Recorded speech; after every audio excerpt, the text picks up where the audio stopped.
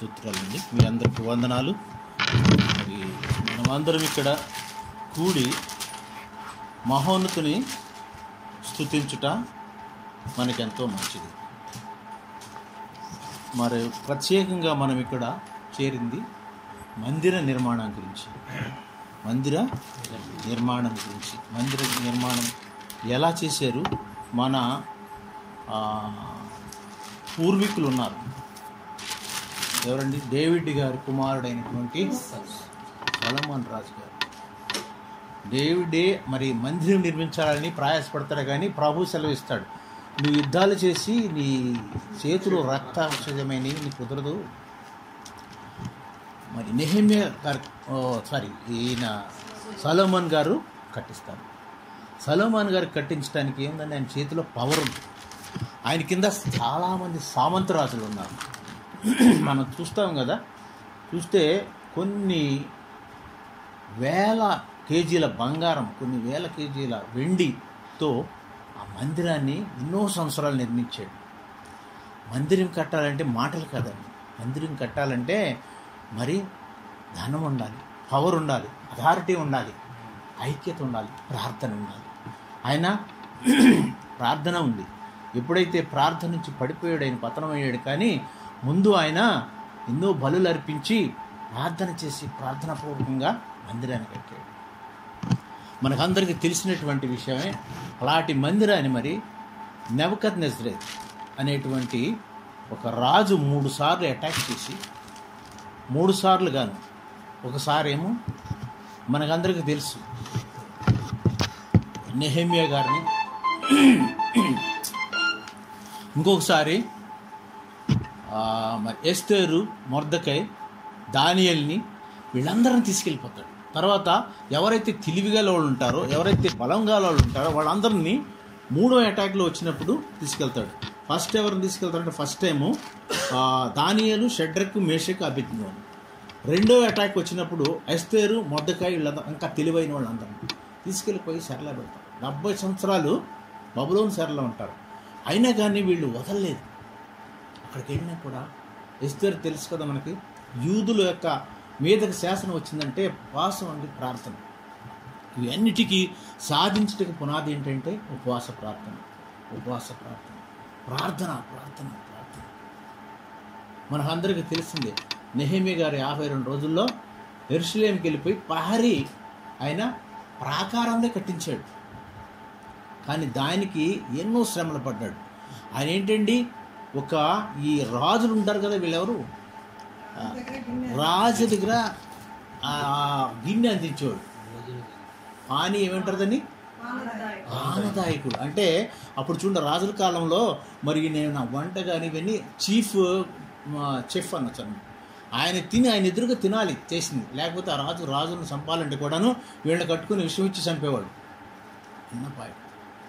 అన్నము మరి కప్పు అందించేవాడు. అలాంటి ఆయన నీరసంగా ఉండటం వల్ల వాళ్ళ రాజు గమనిస్తాడు. చూడండి, మరి రాజు మరి గమనించి, ఏంటి ఆయన నువ్వు ఇట్లా నీరసంగా ఉన్నాడు. అప్పటి నుంచే రాజు దగ్గర పెట్టాలంటే ఉపవాస ప్రార్థన చేసి ఆయన ప్రార్థనతో ఆయన దగ్గరికి వెళ్తాడు. ఒకసారి చూద్దామండి, నెహెమ్యా గ్రంథము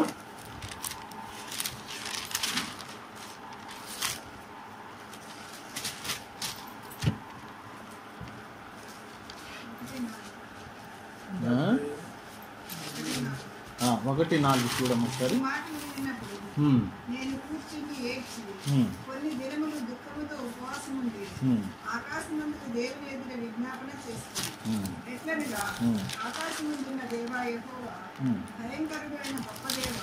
నిన్ను ప్రేమించి నీ ఆజ్ఞలను అనుసరించి నడుచుకుని వారిని కటాక్షించి వారితో నిబంధనలను స్థిరపరచువాడా, చెయ్యగి నీ నేత్రమును తెరిచి నీ సన్నిధిని దివారాత్రము నీ దాసులైన ఇశ్రాయేలు పక్షంగా నేను చేయి ప్రార్థన అంగీకరించును. చూడండి, మరి ఆయన ఎస్తేరు కూడాను రాజుతో మాట్లాడాలంటే ఉపవాస ప్రార్థన అడుగుతాడు. మనం కూడాను అధికారుల దగ్గరికి, ఇక్కడ మనకు రాజులన్న ఎవరైనా అధికారులు, ఎమ్మెల్యే కానీ వెళ్ళి వాళ్ళ దగ్గరికి అడగాలంటే వెళ్ళి, అయ్యా మాకు ఒక స్థలం కావాలి, మాకు ఒక ఇది ఉందనంటే మన ముందు ప్రార్థనాపూర్వకంగా వెళ్ళాలి, ప్రార్థన చేసుకుని వెళ్ళాలి, ప్రార్థనతో వెళ్ళాలి. ఎందుకంటే ఆనాటి ఉన్నటువంటి సొలొమోన్ రాజుకున్న అధికారము, బలము అంత లేదు మన దగ్గర. సో ఇప్పుడు ఏంటంటే వీళ్ళు నేర్పింది మరి ఈ బబులోను చెరలో ఉండి కూడా వాళ్ళు ఎవరు అజ్రా, నెహెమ్యా, జెరుబాబేలు మీరు పేరే ఇన్నుంటారైనా ఆయన ఎవరో కాదండి, ఈ సలమాన్ గారి కుమారుడైన రెహబాము గారి కుమారుడు మనవడైనటువంటి ఉన్నారు జెరుబాబేలు. ఆయన ఎవరంటే ఈ యెహోవా కీము, యెహోవా మనవడు. వీళ్ళు ఎవరంటే రాజవంశం వచ్చినటువంటి వాళ్ళు. వీళ్ళకు కూడా ప్రేరేపించబడాలి. ఒక మందిరం కట్టాలంటే, స్థలం కావాలంటే ముందు లీడర్షిప్ ఉండాలి. మన ముందులో ఇక్కడ మనకున్న అబనేజరు, మరి ఈయన గిడ్యోను ఒక లీడర్ లాగా ముందుకెళ్తున్నారు. Leadership qualities should have. Leaders అంటే మన బలమా చూపించడం కాదండి, వెనకాల ప్రార్థన ఉండాలి. ప్రార్థనతో మరి ముందుకెళ్ళేటువంటి వాళ్ళు కావాలి. ప్రయాసపడాలి. ఒక్కసారి కాదు, 2 సార్లు కాదు, ఎన్నోసార్లు వెళ్ళారు వీళ్ళు. కార్పొరేటర్ గారి దగ్గరికి వెళ్ళారు, తెలుసు నాకు, ఎమ్మెల్యే గారి దగ్గరికి వెళ్ళారు. అయినా అధికారం ఉంది కాబట్టి తిప్పించుకుంటారు. కానీ వీళ్ళు ప్రార్థనాపూర్వకంగా వెళ్ళి జెరుబాబేలు, ఎజ్రా, నెహెమ్యా పడగొట్టబడినటువంటి మందిరాన్ని మరీ కట్టించాలని ఎంత ప్రయాసపడతారంటే, ఈవెన్ ఫస్ట్ జెరుబాబేలు గారు వెళ్తారు, మందిర నిర్మాణం అదంతా చూస్తారు. అప్పటికే ధ్వంసం చేసేస్తాడు నెబుకద్నెజరు. వెళ్ళి కొంతమందిని తీసుకెళ్ళి వాళ్ళు కొంత ధనం వెచ్చించి అక్కడ కడతారు. అక్కడ కూడా కొంతమంది యూదులు అక్కడ ఉండేవాళ్ళు కూడా కట్టనివ్వరు. శత్రువులు ఉంటారు. ఆ శత్రువులందరినీ ఎదుర్కొని ప్రార్థన చేస్తూ తర్వాత ఈయన ఎజ్రా గారు వెళ్తాడు. ఎజ్రా గారు వెళ్ళి ధర్మశాస్త్రం బోధించి వాళ్ళకి ఇవన్నీ కూడాను ఎస్టాబ్లిష్ చేస్తారు. తర్వాత గవర్నర్గా నెహెమ్యా గారు వెళ్తారు. నెహెమ్యా గారు వెళ్ళి ఏం చేస్తారండి, అవన్నీ ఎవరైతే వాళ్ళు హైందువులను మ్యారేజ్ చేసుకున్నారో యూదులు అనేవాళ్ళు, వాళ్ళందరూ చెప్పారు వీళ్ళు మంచిది కాదు, ధర్మశాస్త్రం ఫాలో అవ్వండి, సబాత్ డే ఫాలో అవ్వండి మంచిగా మరి ఎస్టాబ్లిష్ చేస్తాడు. నెహెమ్యా గురించి చెప్పాలంటే నెహెమ్యాకి ఒక 6-7 మంచి క్వాలిటీలు ఉన్నాయి. ఆయన he left the comfortable zone. ఎక్కడంటే రాజుగారి దగ్గర రాజు తినేదే తింటాడు, అయినా సరే అది వదిలేస్తాడు. ఆయన మళ్ళీ ఈ spend all he's salary and allowance. ఆయనకు వచ్చినటువంటి శాలరీ కాదు, ఇంక అలవెన్స్ కూడా వచ్చినా కూడాను అందరికీ అక్కడ పేదలకి వీళ్ళందరూ కూడాను దానం చేసి, నా ధ్యేయం ఏంటంటే మందిరం నిర్మించాలి. ఎన్నో మంచి క్వాలిటీస్ ఉంటాయి. అంటే గొప్ప ప్రాకారం కట్టాలంటే కొంచెం త్యాగం తప్పదు. మరి అలాగే యూదులు అనేక మంది ఉంటారు, వాళ్ళందరికీ బోధ చేస్తారు, ఏదో నాయన అన్యులు పెళ్లి చేసుకోకండిరా, మీరు వాళ్ళతో ఉండకండిరా అని ఎన్నో మరి మంచి మాటలు చెప్పి ప్రార్థన చేసి ప్రార్థన పూర్వకంగా వాళ్ళందరూ నడిపిస్తారు. అలా నడవాలంటే ముందు మన అందరికి కూడాను తగినటువంటి దేవుని వాక్యం తెలిసి ఉండాలి, దేవుని ఎడల నమ్మకం ఉండాలి. దేవుడు చేస్తాడని ఒక నమ్మకం ఉండాలి. చూడండి, బబులోని చెరకి వెళ్ళిపోయారు వాళ్ళు, చెరలో ఉండగా వదిలేశారు. మరి 70 సంవత్సరాలు ఉంటారు. అయినా కానీ వాళ్ళు రాజు దగ్గర ఉంటూనే రాజుకు మరి అనుకూలంగా ఉన్న సమయంలో ఎంతో వినయ విధేయతలతో డిసిప్లిన్తో వెళ్ళి ఆయన మరి అడుగుతాడు. ఆయన చూడండి, ఆయన ముఖాన్ని చూసేసి ఆయన వాళ్ళ రాజుగారు ఎవరంటే ఆయన పార్శిక రాజు కొరేషు, తర్వాత అస్తారేస్తు, వీళ్ళందరూ ఉన్నారండి. వీళ్ళు మంచి రాజులే. కొంతమంది ఈ రాజులు మనుషులు కూడా మార్చింది ఎవరంటే మన దేవుడే. చూడండి ఒకసారి ద్వితీయోపదేశకాండము 36వ అధ్యాయంలో లాస్ట్ 2 వచనాల్లో ఉంటుంది. పార్శిక దేశపు రాజైన కొరేషు ఏలుబడినందు మొదటి సంవత్సరమున దినవృత్తాంతాలు 2వ దినవృత్తాంతాలు 36వ అధ్యాయము 22 వచనం 23. పారసిక దేశపు రాజైన కొరేషు ఏలబడినందు మొదటి సంవత్సరమున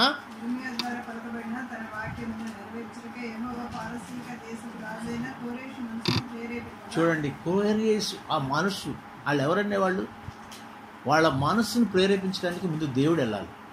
దేవుడు మరి ప్రేరేపించమంటే అది ఎవరండి, ఇర్మియా యొక్క ప్రవర్త చెప్పినటువంటి యొక్క ఇది ప్రవచనం నెరవేరాలి కాబట్టి ముందే మరి రాజుల మనుషులు కూడా మార్చేటువంటి దేవుడు మన దేవుడు.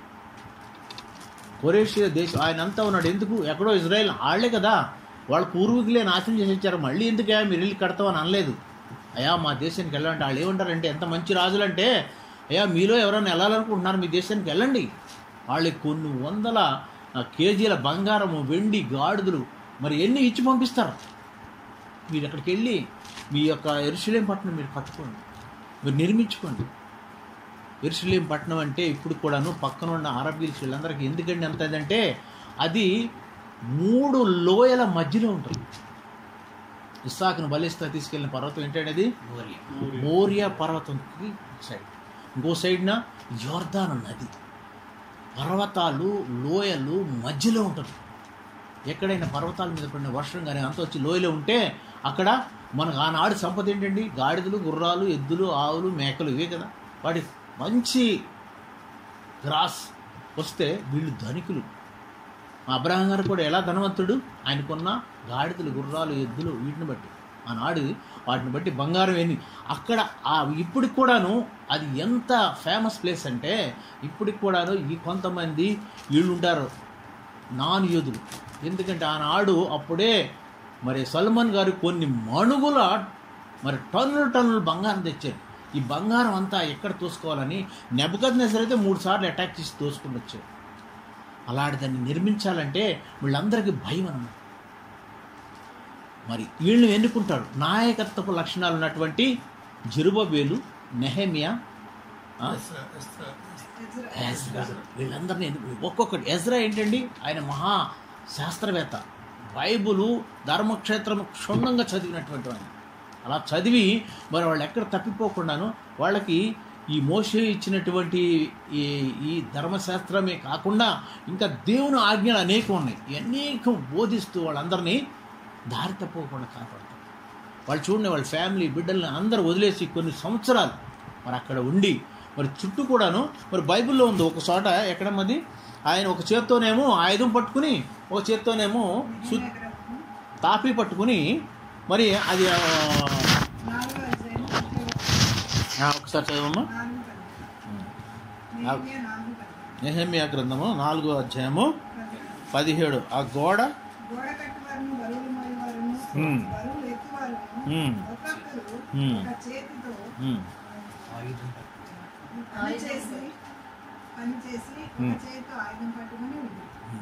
చూడండి, చాలా చూడండి. అప్పుడు ఎంతమంది అక్కడ కూడా శత్రువులు అండి. ఇక్కడ మనకు లేరా? మనం ఎక్కడికి వెళ్ళినా కానీ ఆనాటి యూదులకే కాదు, దేవుని నమ్ముకున్నటువంటి ప్రతి ఒక్కరికి శత్రువులు వెనకనే ఉంటారు. ఇక్కడ చూడండి, మరి మనం కట్టుకుంటున్నామంటే మనకు స్థలం కావాలంటే అది ఇవ్వద్దంటారు. అది జరగనివ్వరాళ్ళు. శైతాను వీళ్ళలో పొంచి ఉన్నది. ఉంటే సొలొమోన్ లాగా ఫుల్ అథారిటీ కింగ్ లాగా ఉండాలి. లేదంటే ప్రార్థన పూర్వకంగా జెరుబ్బేలు, నెహెమ్యా, ఎజ్రా లాగా ప్రార్థన చేస్తూ గోజాడుతూ వీళ్ళు ఏంటండి వెళుతాను. ఒకసారి ఈ తీసుకెళ్లేటప్పుడు నెహెమ్యా గారు అనుకుంటా బంగారము, వెండి అన్నీ తీసుకెళ్తుంటే రాజుని వెళ్ళి అడగటానికి భయపడి సిగ్గుపడతాడు. నాకు ఇంత గొప్ప దేవుడు ఉన్నాడే, ఇంత గొప్ప దేవుడు ఉండగా నేను వెళ్ళి రాజుని ఎందుకు అడగాలని. ఎక్కడమ్మది? 3:11.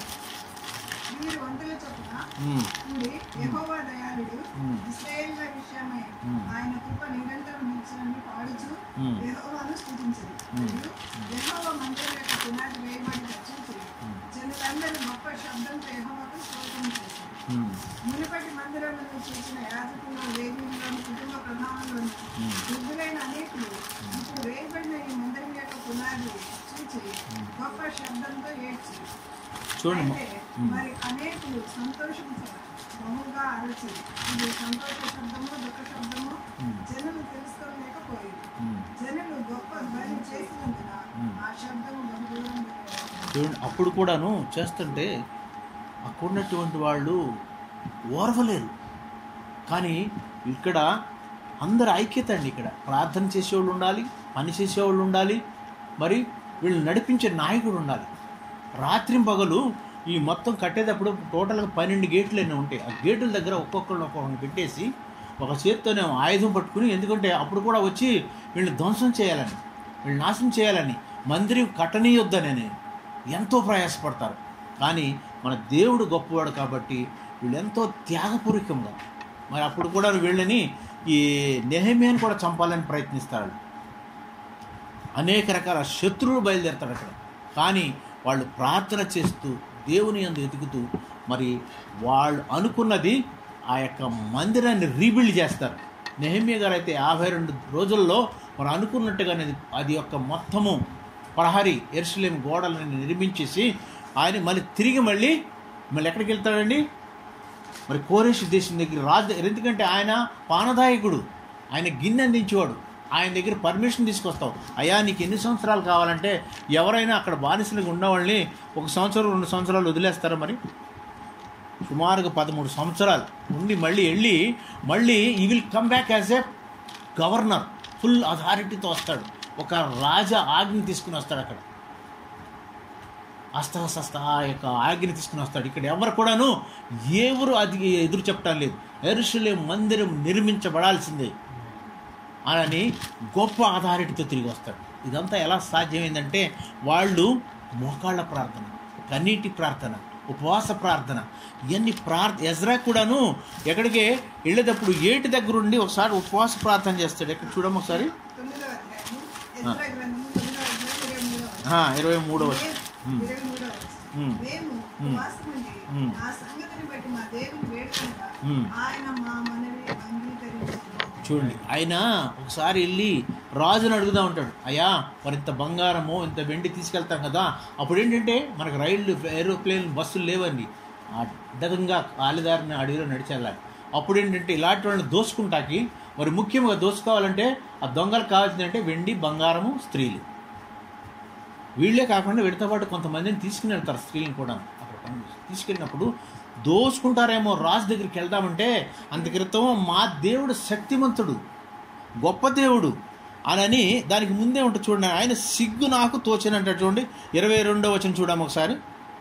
మేము కలుగజేయుటకై మేలు కలుగజేయుటకై ఆయనను ఆశ్రయించు వారి అందరికీ మా దేవుని హస్తము తోడుగా ఉండునని, ఆయన హస్తము ఆయన ఉగ్రతయు ఆయనను విసర్జించి వారి అందరికీ వచ్చినని మేము రాజుతో చెప్పి ఉంటుంది. కనుక మార్గమందున శత్రువుల విషయమై మాకు సహాయం చేయనట్లు కాల్బలమును రౌతులను రాజునంత కావాలని మనవి చేయటకు సిగ్గు నాకు తోచదు. చూడండి, కాల్బలప్పుడు మనం కూడా మందిరం నిర్మించాలంటే శత్రువులు ఉంటారండి, చుట్టూ ఉంటారు, పొంచుకుని చూస్తూ ఉంటారు, వీళ్ళని ఎవరిని నాశనం చేయాలా, ఏ విధంగా వీళ్ళని ఇది చేయాలని. ఈయన కాల్బలంతో వెళ్తున్నప్పుడు శత్రువులు ఉంటారు కదా అని ఎవరన్నా మరి సైనికులు ఇవ్వాలని అడుగుదామని వెళ్దామంటే అంతకృతమే అంటాడు ఏమని, మా రాజు మా దేవుడు శక్తిమంతుడు, బలవంతుడు, ఉగ్రం రూపం గలవాడే, అలాంటి అన్నప్పుడు మీ దేవుడు ఇంత గొప్పవాడు కదా అన్నావు అంటాడని సిగ్గుబడి వెళ్ళి అడగలేదు. తర్వాత వచ్చి ఆయన ఉపవాసం ఉండి ప్రార్థన చేసి ధైర్యంగా ముందుకెళ్తాడు. మనకు కూడాను ఎన్నో అడల్ట్స్ వస్తాయి, ఎన్నో ఇబ్బందులు వస్తాయండి. మందిర నిర్మాణం అంటే మాటలు కాదు, సరైన నాయకులు ఉండాలి, సరైన ఆర్థిక వనరులు ఉండాలి, సరైన స్థలం ఉండాలి, సరైన కోఆపరేషన్ ఉండాలి. చుట్టూ కూడా చూస్తూ ఉంటారు. ఇప్పుడే కాదండి, క్రిస్టియన్స్ అనేవాళ్ళని, యూదులు అనేవాళ్ళని, దేవుని బిడ్డలని ఆనాడు యేసుక్రీస్తునే గెలవని లేదు కదండి, మన అందరూ తెలుసు కదా. ఎంతమంది ఉన్నారు, 12 శిష్యులు నేనని వచ్చారు. పేతురు గారు ఏమంటాడు, కోడి కూయికి ముందే 3 సార్లు అబద్ధం వెళ్ళిపోతాడు. ఒక యోహాను గారు మాత్రమే సిలువ దగ్గరకు వస్తారు. ఎవరు వస్తారు? చివరికి ఈయన పునరుద్ధానుడై లేచిన తర్వాత అప్పుడు నమ్ముతారు, అయ్యో ఈయన నిజమే అని చెప్పిన మాటలు. అప్పుడు వరకు కూడా ప్రవచనాలు మర్చిపోయారు, ప్రవర్తనలు చెప్పిన మర్చిపోయారు. యేసుక్రీస్తు అంత గొప్ప దేవుణ్ణే వాళ్ళు గెలవని లేదు, నెగ్గని లేదు. కానీ మరి అది ఆజ్ఞల లేఖనాల ప్రకారం నెరవేరింది. కానీ ఈనాడు మనం చూస్తే 3 హీరోలు ఉన్నారు, ఎజ్రా, నెహెమ్యా, జెరుబ్బయలు. వీళ్ళందరూ కూడా ప్రార్థన ఓ పక్కన, ధైర్యము పక్కన, అధికారుల యొక్క అండ. అధికారుల దగ్గరికి వెళ్ళి, రాజు దగ్గరికి వెళ్ళి, కోరేషు దగ్గరికి వెళ్ళి, అక్కడికి వెళ్ళి అస్తాసస్ దగ్గర ఆజ్ఞ తెచ్చుకుంటాడు. ఆజ్ఞ లేనిది, అథారిటీ లేనిది, ఆ పర్మిషన్ లేనిది మనం అక్కడికి వచ్చి వాళ్ళ శత్రువులు అంటారు, నువ్వు కడతానికి వీల్లేదు. కానీ ఆజ్ఞ చూపిస్తాడు, ఇదిగో రాజదండం తీసుకొచ్చాడు. మరి పవర్ తీసుకొస్తాడు, ఏంటి, గవర్నర్గా. అప్పుడే మనకి సాధ్యమవుతుంది. మందిర నిర్మాణం అంటే ఆనాడు సల్మాన్ రాజు గారు కట్టారు, అది వేరే విషయం. తర్వాత రీబిల్డ్ చేసింది యెరూషలేమును మరి పునరుద్ధానం చేసి మళ్ళీ దాన్ని నిర్మించి మరి నిలబెట్టి వీళ్ళందరినీ కూడా, యూదులందరినీ కూడా మళ్ళీ సమకూర్చి చేశారంటే అది ఎంతో గొప్ప ప్రార్థన ఫౌండేషన్ అన్నమాట. Fasting prayer is the only foundation. ఎక్కడికి వెళ్ళాలన్నా, ఏం చేయాలన్నా మన ఇక్కడ గోడకు మంచిది. అందరూ కూడాను మీ పర్సనల్ ప్రేయర్లు గుర్తుంచుకోండి, పర్సనల్ ప్రేయర్లు జ్ఞాపకం చేసుకోండి. ఏమని, అయ్యా మాకు ఒక మందిరం, ఒక స్థలం ఏంటి అడగండి. ఆయన అడిగితే తప్పకుండా ఇస్తాడు. దానికి తగ్గట్టుగానే మనం ఇంకా వదలకూడదు, వదలక విడవక గోజాడుతూ మొరపెట్టిన ఎడల ఆయన మనకు దయచేస్తాడు. కొన్ని మాటలు దేవుడు దీవించింది కాదు.